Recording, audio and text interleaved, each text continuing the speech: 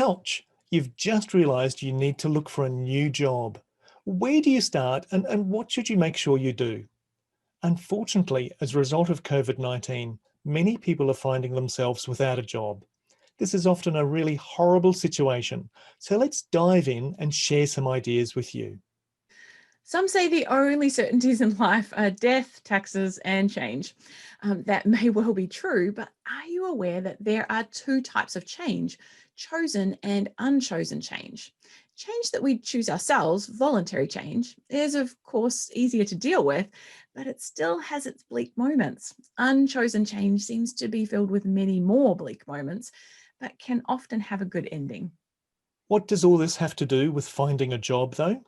Well, it depends whether you're being proactive, chosen change, or reactive, unchosen change. If you've read the lovely little book, Who Moved My Cheese by Spencer Johnson, you'll know the importance of continually assessing the situation around you. In the book, the cheese doesn't disappear overnight, it happens over an extended period of time. If you're on the lookout, you'll notice it's happening, but if not, it could take you by surprise. If you're being proactive, you'll most likely go through these 5 stages of chosen change. Stage one, acceptance. You feel relieved that you've made the decision to change. This might last a few minutes or a few weeks, but you're ready to face the new challenges. Stage two, exploring. You begin to explore your options and try to find out as much as possible. This is often exciting and interesting. Stage three, reaction. You react to your decision and think, oh no, what have I done? You may feel confused, scared, or anxious. Some call this stage getting cold feet. Stage four, acceptance. You accept the reality of the change and its consequences, both positive and negative. Stage five, resolution. You are keen to make the changes work in constructive ways and try to make the most of the change. You may need to reskill and make some adjustments to your lifestyle. In your career, you'd be looking around for signs that change is afoot. Is perhaps that annual budget for your organisation looking to be in deficit, so jobs might have to be cut? Is the priority or importance of your work group within the organisation diminishing, possibly resulting in future budget cuts and job losses? Or are you finding it more and more difficult to get along with your colleagues, or worse still, your new boss? Are you finding it harder to get out of bed in the mornings as you're getting less satisfaction from your job? All these might be signs that your cheese could be moving. This is a good time to be observing what's happening in other areas of your organisation or other places you could be possibly working. This helps keep you informed and tell you whether the changes you're noticing are just in your work group or are more widespread. This is valuable information that can help you make an informed decision later on. Networking is always a good thing to be doing, but especially so if you're looking at making a move. As outlined in What Color is Your Parachute, Richard Bowles recommends networking to find the person with authority to hire you instead of sending out hundreds of random resumes. Networking builds your social capital. The more people you know and the better your connections, the more likely it is that they might be able to help you find a more suitable position. You don't want to be reaching out to someone you haven't spoken with for ages, and especially only to discover that things aren't any better there anyway. That's right, Denise. So instead, we should make a list of the key people who we know that are working in compatible areas. For instance, if you're currently working with the state government, consider people who might be doing similar types of work in local or federal government. Then start reaching out to them. But instead of making it all about you and your predicament, focus on them and what's happening for them. Ask probing questions to better understand their situation and how they're feeling about it. Yeah, that's good, John. Ask if there's anything you can do to help them, such as introducing them to one of your contacts, perhaps. Then bring the conversation around to you and share how things are going for you. Hopefully, by the end of the conversation, it will have been mutually beneficial. But don't leave it there. Make a note in your calendar to catch up with them in, say, 2 or 3 months' time, when you can perhaps go even deeper in your conversation. This is what builds rapport and trust. Think about your transferable skills, things like project management or facilitation. While you might have been using them in your context of, say, agriculture, you might just be able to use them in mining or natural resource management. Yes, that's right, Denise. And by scanning the environment and keeping in touch with people, you might decide to initiate change yourself. When I worked in government, I did this a few times as I could see things were just going to get worse in my position. Mostly, I just applied for jobs that interested me, but on a couple of occasions, I used a different approach. I'd set up a meeting with the manager of a group that I wanted to work in and then pitched a proposal on how they could benefit from my being part of their team. The manager already knew me and my track record, as I'd been informally networking with them. I know in government you usually just wait for positions to be advertised and then apply, but I went in on the front foot like this twice and was successful both times. Each time they arranged for my position to be transferred into their group, and I didn't even need to go through a formal selection process. It's a bit unusual, but I mention it as an example of trying different approaches. That's really cool to hear, John. And those are some suggestions on how to be proactive. But what if it's an unchosen change? You've just been told your position is being terminated. This can be terrible news and very difficult to take. Sometimes there is no way to know that this is coming. Take COVID-19, for example. No one really saw that freight train approaching us until it hit us. Most likely, then, you'll go through these 5 stages. Stage 1, denial. You're shocked and stunned. You react by denying the change and its effects. Stage 2, self-justification.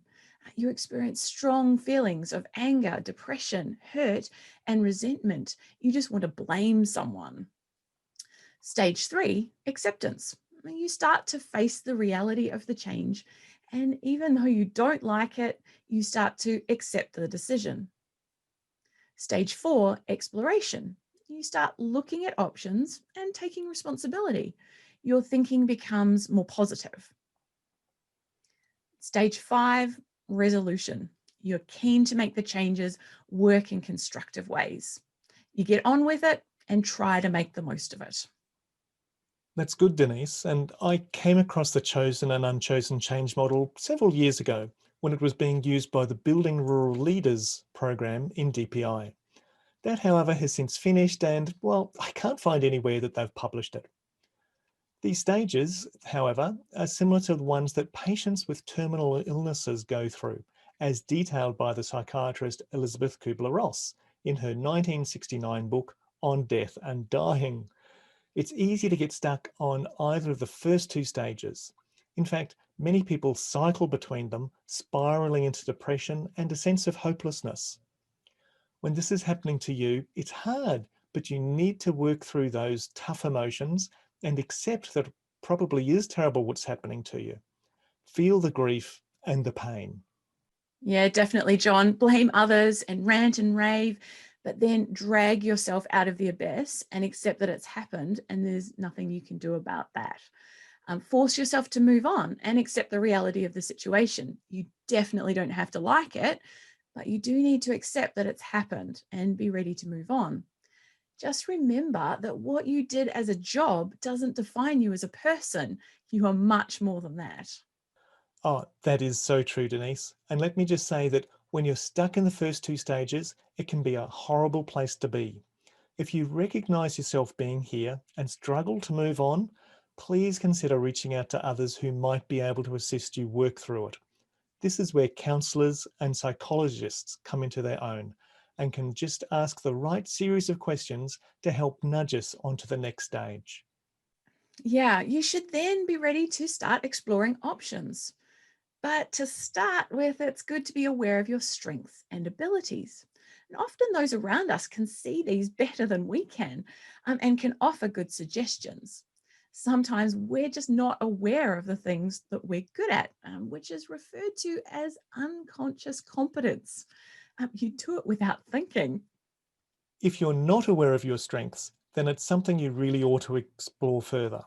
I'm reminded of a great book I read many years ago, Now Discover Your Strengths by Marcus Buckingham and Donald Clifton.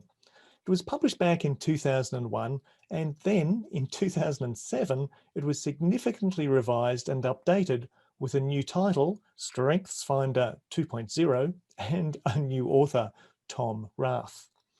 I really like its focus on positive psychology, where you look at what you're good at and focus on how to improve that, rather than focusing on your weaknesses and trying to improve them.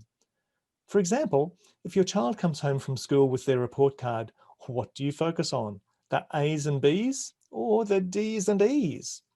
Positive psychologists say that you should focus on the A's and B's as they show natural talent that can be further improved with knowledge and skills. It's better to maximize your strengths rather than fixing your weaknesses. Yes. And John, when you buy the StrengthsFinder 2.0 book, it includes a one off code to access a website where you answer a heap of questions. It takes about 30 minutes, but it then analyzes your responses and identifies your top 5 strengths. For example, my top 5 strengths are connectedness, input, empathy, intellection, and belief. The book then outlines various strategies you can use to further develop and strengthen these. Oh, that's interesting, Denise. So mine are analytical, learner, disciplined, deliberative, and maximizer. So anyway, back to the story. By talking with others and maybe reading that book, you'll be more aware of your strengths. Be creative and jot down different ideas. Maybe make a mind map to tease out different options. But don't just do this by yourself. Start getting out and meeting with people again and get their ideas. It'd probably do you well to be socially active at this stage, as often in the earlier stages of unchosen change, we tend to crawl back into our shells and minimize interaction with the outside world. Yeah, because you then need to start exploring some of these options and see where they may lead. And remember that you don't have to accept the first offer that comes your way, but it may lead to something else that is even better.